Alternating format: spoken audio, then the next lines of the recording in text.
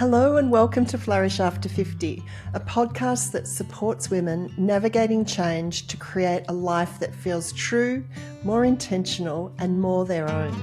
I'm Sue West, coach and facilitator of small group programs, and today we're talking about something that many women start thinking about in the second half of their careers, serving on a board.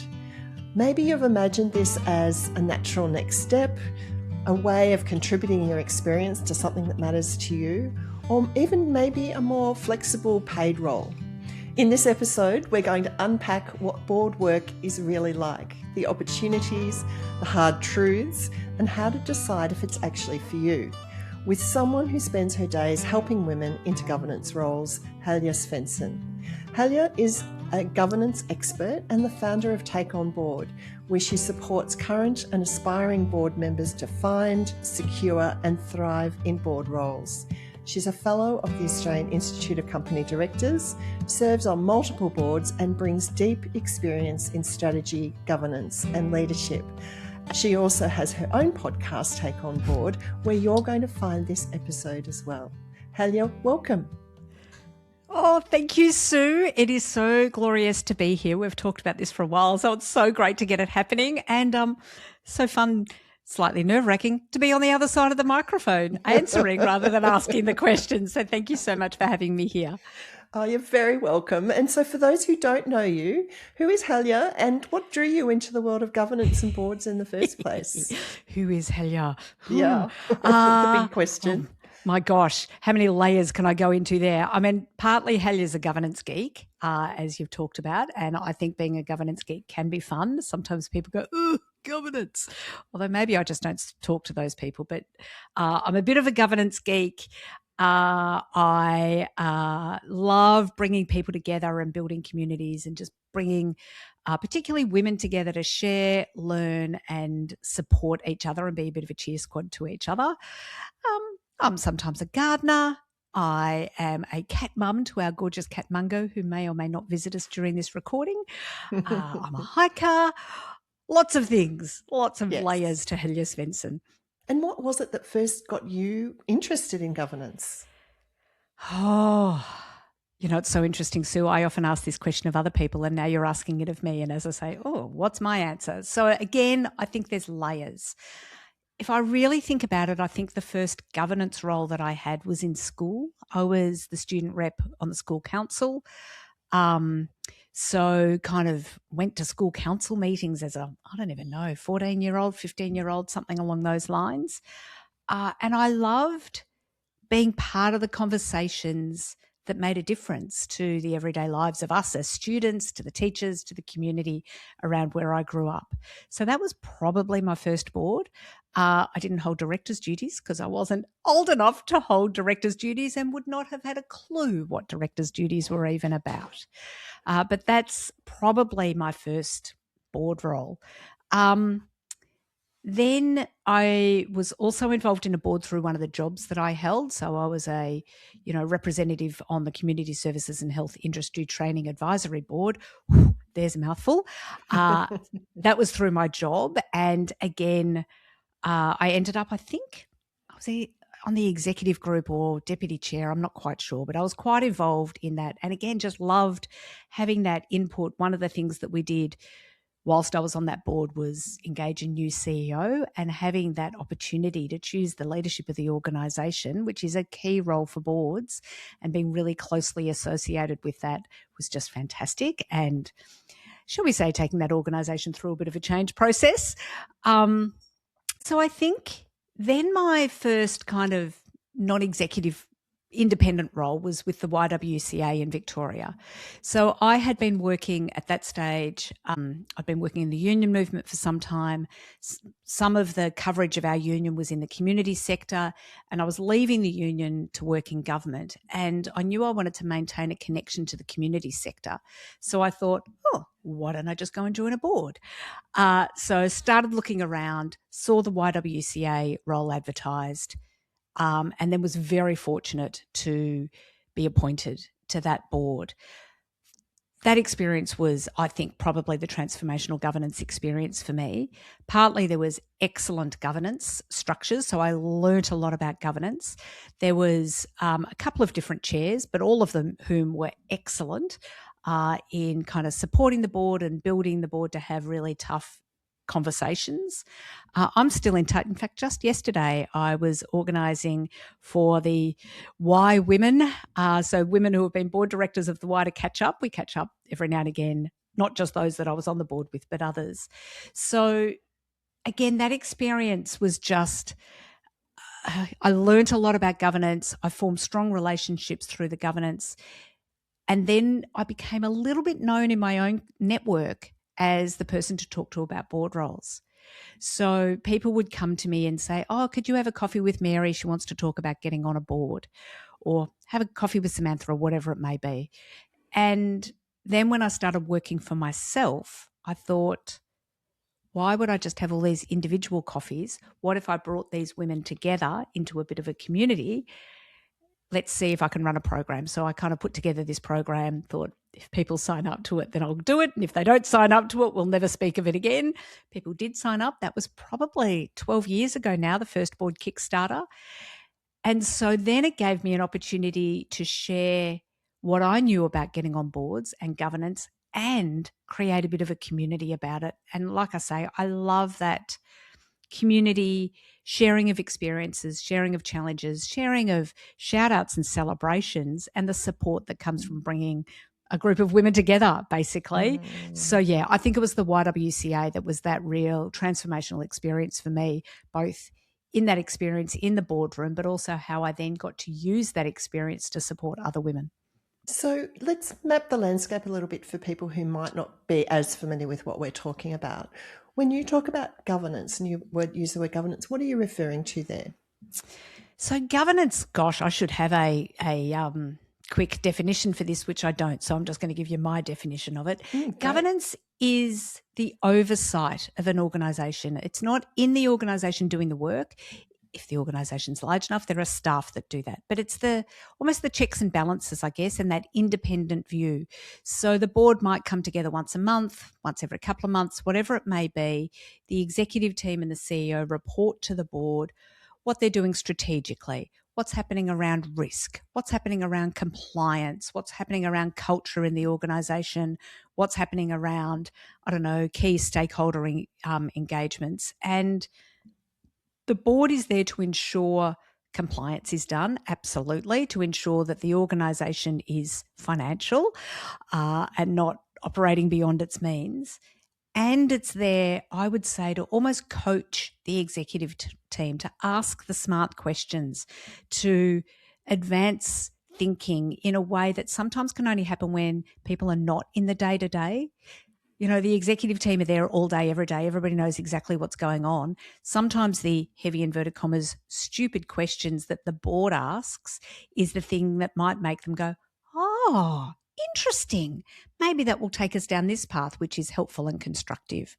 So, yeah, the board sets the strategic direction, has oversight of the finances, has oversight of compliance and risk, and hopefully the real value add is hopefully helps the executive team and helps the organisation think better.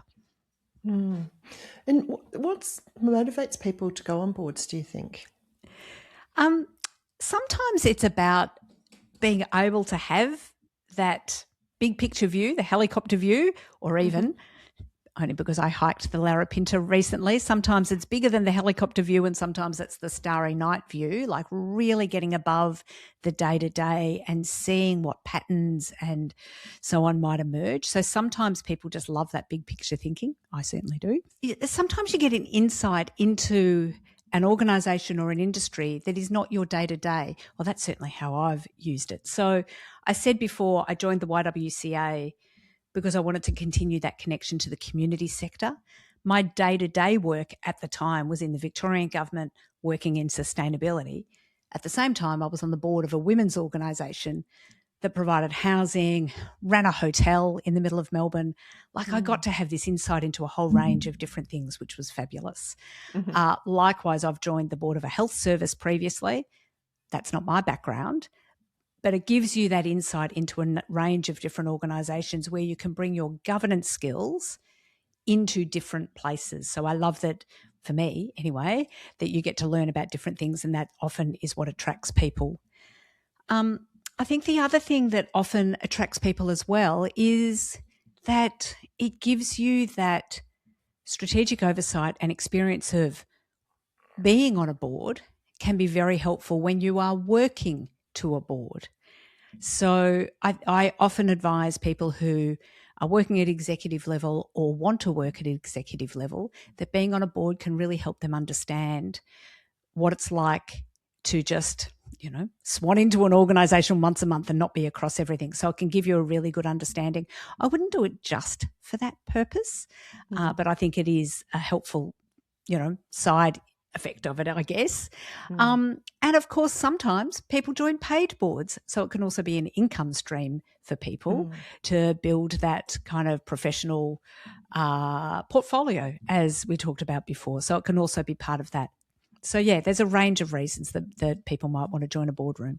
I really like that second last one, and that's certainly been my experience having been on a board when I'm working with women who are, and it's around career change or career coaching, and they're talking about meeting with the board, in the recruitment process. And I just know that from having been on the recruiting side as a chair of a board, it's just given me all this insight that I'm able to offer to clients in the process. And so I absolutely agree with you about that.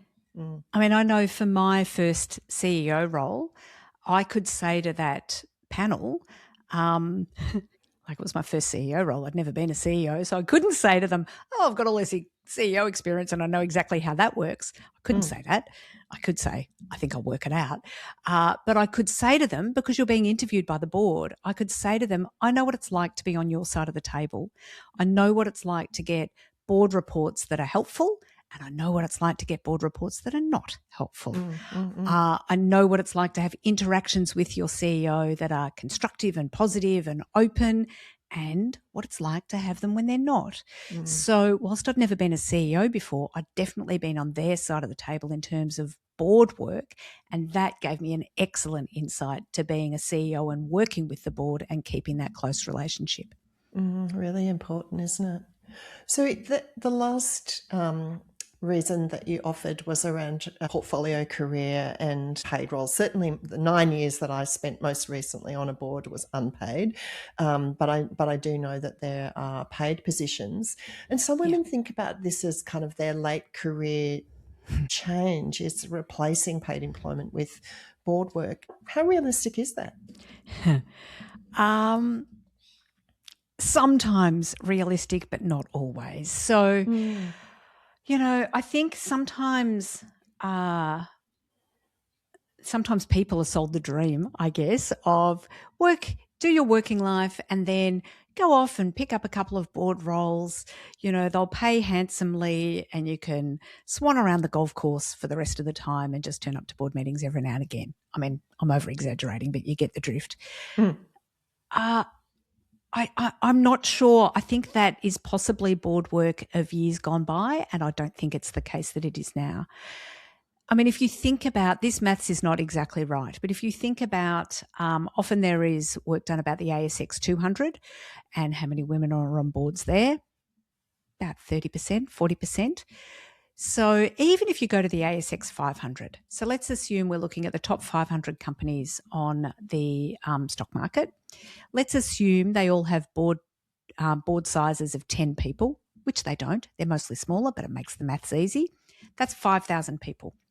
If we imagine half of them are women, which they're not, but again, it makes the maths easy, that's 2,500.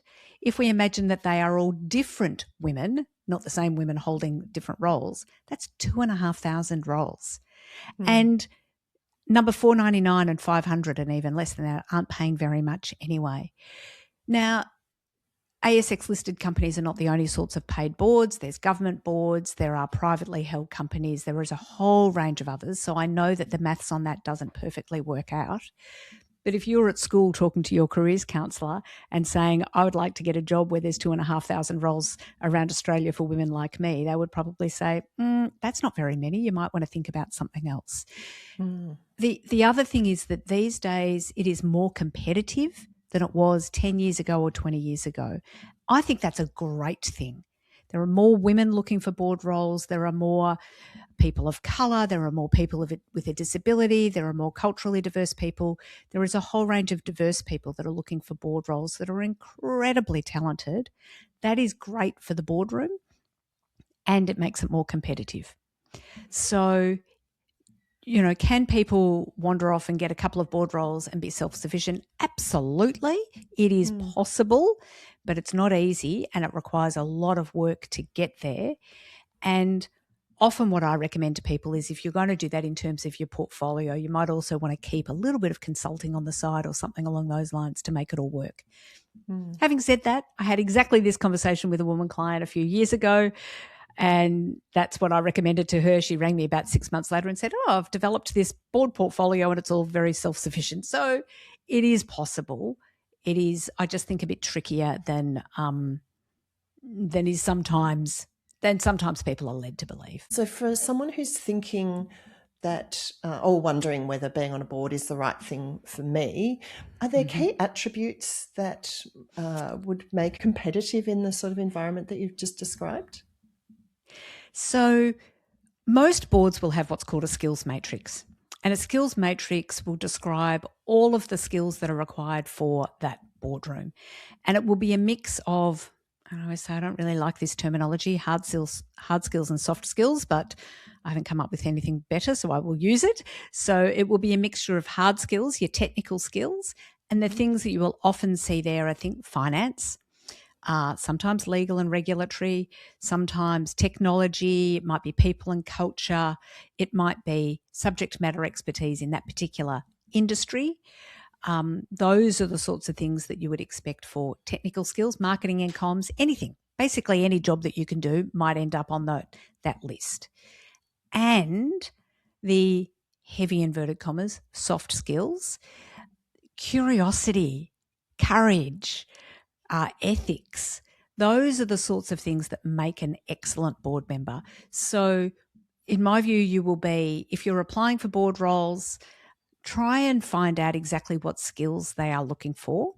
It's not always clear. If it's not clear, ask the organisation.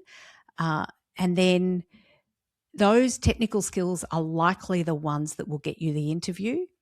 Those soft skills are the ones that will get you the role and make sure you're an effective board member. So you need both. You need both of those things. Yeah. And so for someone is thinking about going down this path, so they're assessing themselves against those sorts of opportunities, but also wondering if it's going to be right for them, are there some hard truths about being on boards that she should know? It's hard work. It's a lot of hard work. My rule of thumb for board roles is that it's probably 10 to 15 hours a month for most board roles, and the vast majority of them in Australia are unpaid. So often you're doing 10 to 15 hours a month. That's 2 days. It's half a day a week, just to break it down, unpaid. That's one of the hard truths. And often, not always, but often having some of that strong governance experience in an unpaid board role will help you set yourself up for paid board roles. My first role, well, depending on how you count it, as I said before, my first board role was the YWCA. That was unpaid. I was on that board for, I think, 7 or 8 years. Now, I didn't join that board so I could get board roles. I joined it because that organisation was awesome and I wanted to make a contribution. However, when I was later looking for paid board roles, that experience was key for me in then being able to pick up paid board roles and, to really apply the experience that I had. So, yeah, part of it is building that experience. It might be about joining a board, and I would say you join the board of an organisation that you really care about, a cause that you care about, and that doesn't matter if it's the YWCA, if it's, I don't know, the local sustainability organisation, or whether it's ANZ Bank. It doesn't matter. Whatever it is, you need to care about it because you will be spending a lot of time reading papers, immersing yourself in their work. So you really need to care about it and get those other things like building your experience and sometimes getting paid for it. I will just coming back to the pay. The other thing I would say is even for some of those board roles that are paid, doesn't really cover all of the time for what you do in it as well. So sometimes they are paid, but perhaps not handsomely. There is definitely some handsomely paid boards out there, but not all of them are. Yeah. Yep. And it's really helpful to know and understand that if for women who are thinking about this and thinking in really realistic ways about what the opportunities are. Where can women find out about boards? Like if you were, thinking that you're passionate about something and you want to be on a board, how do people find out about the board positions? So board roles, possibly more so than inverted commas normal jobs. Some are advertised, absolutely. So some will be advertised depending on what sort of board role you're looking for. I'm based in Victoria. The Victorian government, for example, advertises all of their roles on boards.vic.gov.au. Other board roles for not-for-profit organisations might be advertised on Ethical Jobs or the Institute of Community Directors Australia or Pro Bono Australia or Philanthropy Australia, some of those websites. Paid board roles might be advertised and might be advertised either on that organisation's own website or via LinkedIn or via recruiters, but sometimes they're not advertised. And in fact, the vast majority are not advertised. I think that's a real miss, to be honest. I think just for boards and organisations that are just relying on their networks or just relying on recruiters, I think you will just, how do you get a broad, diverse mix of candidates if you're not going to tell the world that you have a role available? So I think that's a miss, but it is the reality that the vast majority are not advertised. So partly it's, keeping an eye on what is advertised, and partly it is endless cups of tea with people that are in the boardroom and just keeping your ear to the ground about what is actually available out there. And that's, again, if you're thinking about a board role, for most people, you can't just snap your fingers and end up in a board role. It is a long game of building the networks, building your skills, building your experience, and building that value for the boardroom, that you are then finding out about board roles, or the Holy Grail, being approached about board roles. So in thinking about which board, what sort of due diligence can someone do to figure it out if it's the right one for them? So firstly, do your due diligence. Do not just go, I've been offered a role with organisation X and, they seem awesome and I'm just going to get in there and do it.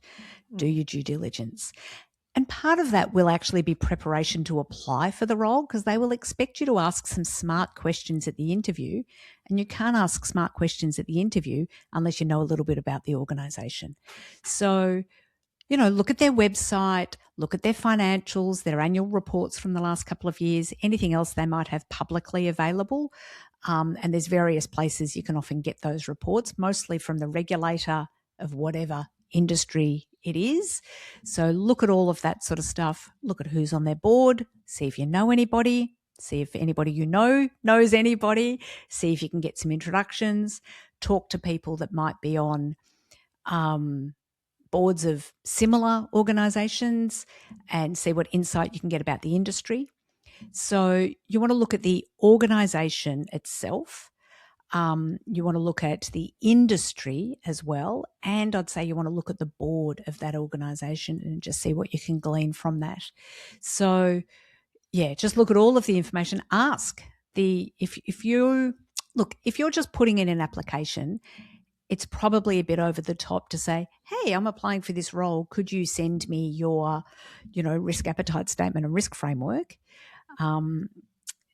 But if some of the key documents, like the strategy, you would definitely want to look at the strategy. If it's not available publicly, you should definitely ask for that even before you apply, because you want to make sure you are aligned in strategy.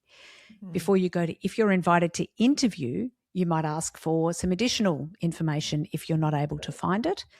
And before you're appointed, you might even ask for additional information as well. And there's other things you can do. I would want to meet the chair of any board before I chose to take a role, preferably an informal cuppa. Sometimes I've heard of people who have asked to observe a board meeting prior to taking on a role. And in fact, there's one that I'm thinking of that asked to observe a board meeting, and she then suddenly became unavailable for the role, unfortunately. So she decided not to pursue that role. So that due diligence paid off. Absolutely it paid off. Which really makes sense that you're investing in this as an inquiry process to say, is it right for me? Because it's going to be taking up not just time every week or every month, but over years. So, but you said you were on a board for 7 years. I've been on a board for 9 years. These are long-term commitments. That's right. It's a long-term relationship. You don't want to just go on a first date and all of a sudden go off and get married. You want to go through the process and learn more and find out more. So sometimes people will join a committee of a board before joining the organisation, which can be a little way of try before you buy. And just know that it's a two-way process. Yes, they are absolutely interviewing you and sizing you up and seeing how you are going to fit in the boardroom, but you are also sizing them up and assessing what contribution you can make in that organisation and whether, as you say, you want to give your time and thinking space and, energy to this organisation. You've got to be a bit in love with it. If you're not a bit in love with the organisation and what they do and how they do it, you're not going to be able to make a success of it. You've got to love it. Yeah, otherwise it's a hard slog, I imagine. You talked before about the type of perspective that boards, or the role that boards have within an organisation. And for someone who's got leadership or executive experience, is there a mindset shift they need to bring to being on a board? Oh, yes, there is. So again, being on a board means you don't know all the ins and outs of everything. You're not down in the detail. You're either the helicopter view or perhaps the starry night view. You are really getting above the day-to-day. That means in the boardroom you are not going to know all the detail. And when you start on a board, you might want more detail. You might want to know a bit more about what's going on, but you need to get up at that strategic level view. And I get it's back to those curious questions with the executive team. It's not about a gotcha moment. It's about curious questions that help the leadership team think. One of the things that I think would be really helpful for people who are on leadership teams reporting to a board, then on the other hand, being on a board, testing yourself. Is this the sort of question that if my board was asking me, I would find helpful? Is this a helpful sort of question? And test yourself on that as you're asking it in the boardroom that you are on, where you're on the board. Test yourself because, often it's you're on this side on the executive team and you're getting asked all sorts of rats and mice and detailed questions and it's driving you bananas. And then sometimes you pop over here and you end up doing the same thing without realising it. You become that person. So test yourself. Ask your colleagues, what was from my contribution today, what was helpful? What was the most helpful thing? What was perhaps not so helpful? And be open to that feedback. If they then are courageous enough to give you the gift of feedback about this was really helpful, this maybe wasn't so helpful, please take the gift graciously. It is amazing to get that sort of feedback. So, take the gift of feedback graciously. But yeah, I think the shift is going from operational and knowing everything about what's going on to the strategic oversight. I think that's a really useful test for people to do it in their own minds. Yeah, and I think for me, that kind of message came through really strongly when I did the company directors course with the Australian Institute of Company Directors. And I sort of had understood it before then, but I really understood it from doing that course. Do women need to do the company directors course to be a director?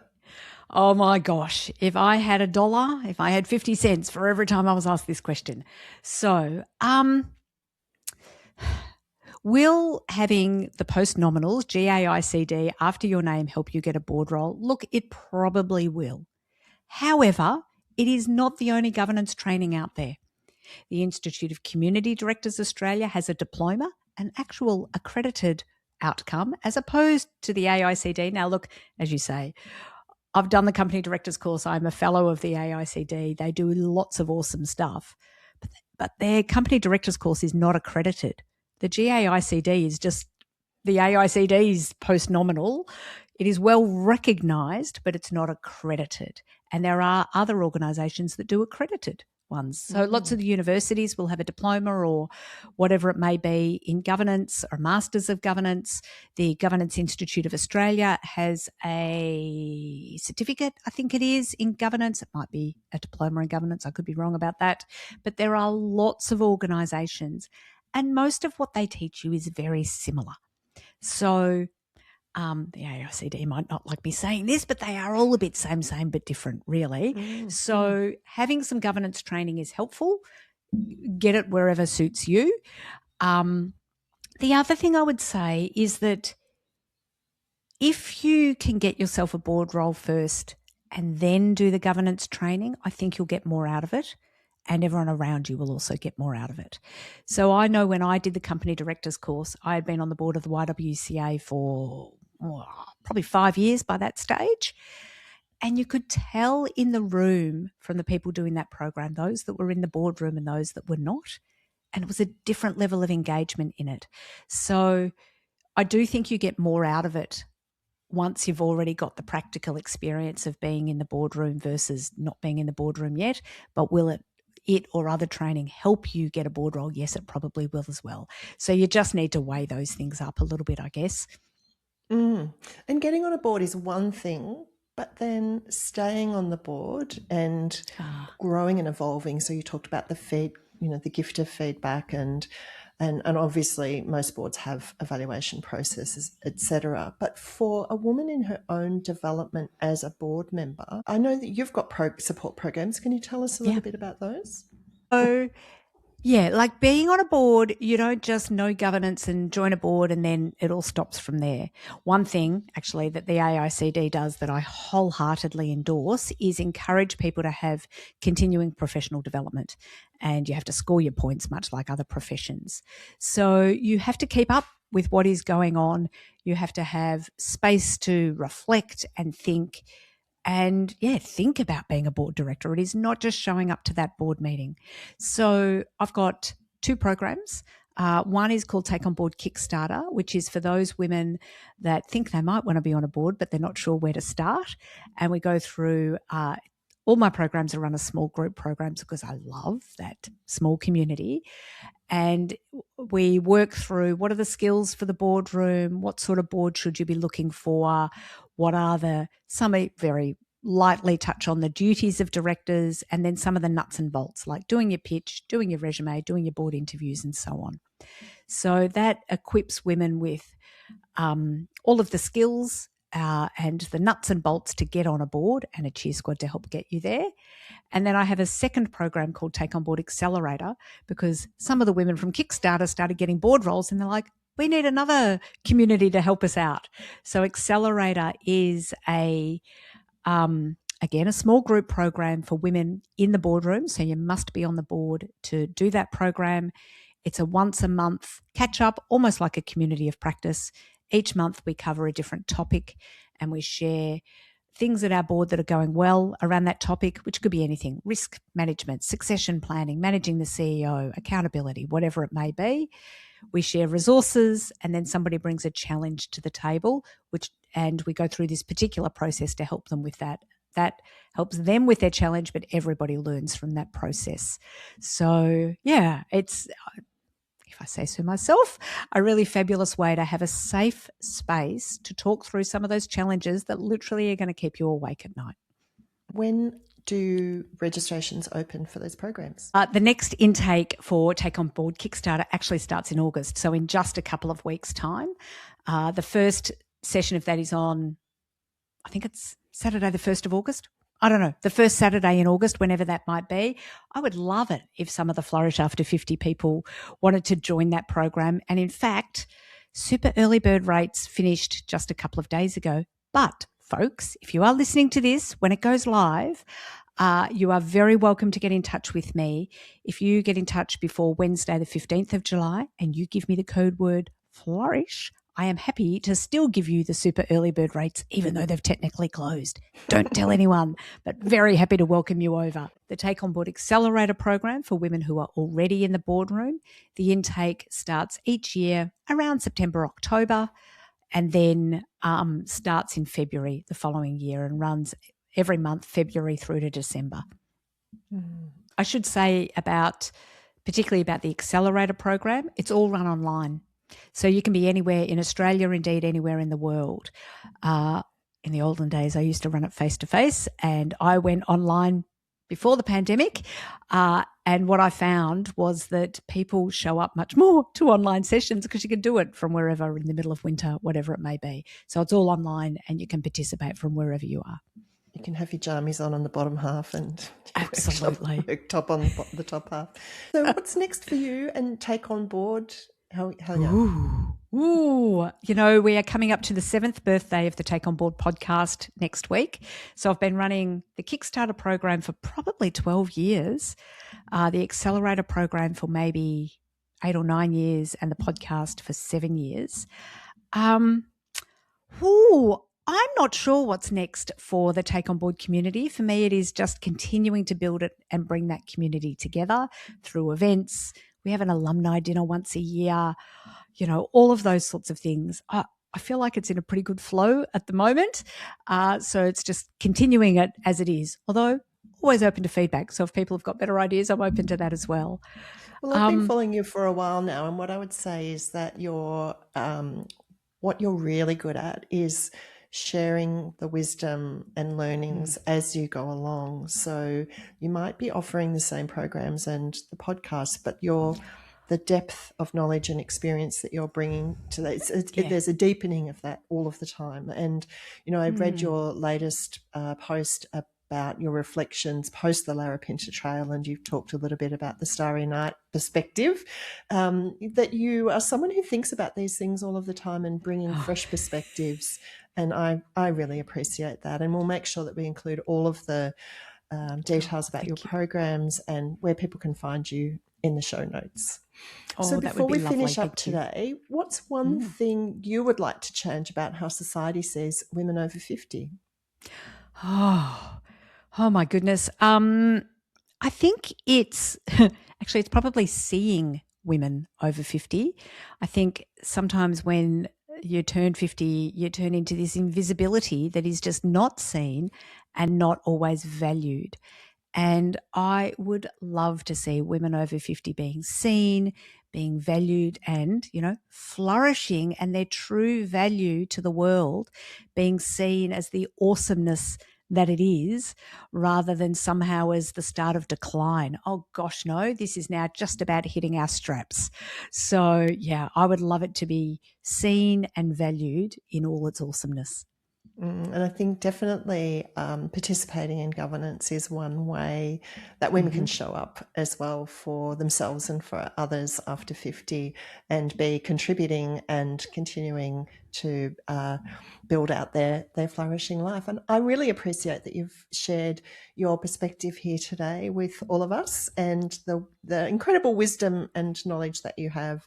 And I highly recommend to listeners that if governance is your thing, look up Halia and follow along, and you'll be in really good hands. So Halia, thank you for joining me here today on the podcast. Oh, such a joy. Thank you so much for having me, Sue. Thanks for listening to Flourish After 50. If today's conversation resonated and you're ready to take the next step, you can work with me one-on-one as your coach, join my 6-week Life on Your Terms program, or be part of a monthly discussion group where we get deeper into some of the topics on this podcast, the Flourish After 50 Circle. You'll find the details and links at flourishafter50.com.au or in the show notes. I'd also love your support. Follow the show on your favourite podcast app, Share this episode with a friend and leave a review. It helps more women discover Flourish After 50 and start their own journey towards what's next. Thank you for listening and for giving yourself the space to be curious about all the possibilities that lie ahead for you. This episode was recorded on the lands of the Wurundjeri people of the Kulin Nation, and I pay my respects to elders past and present.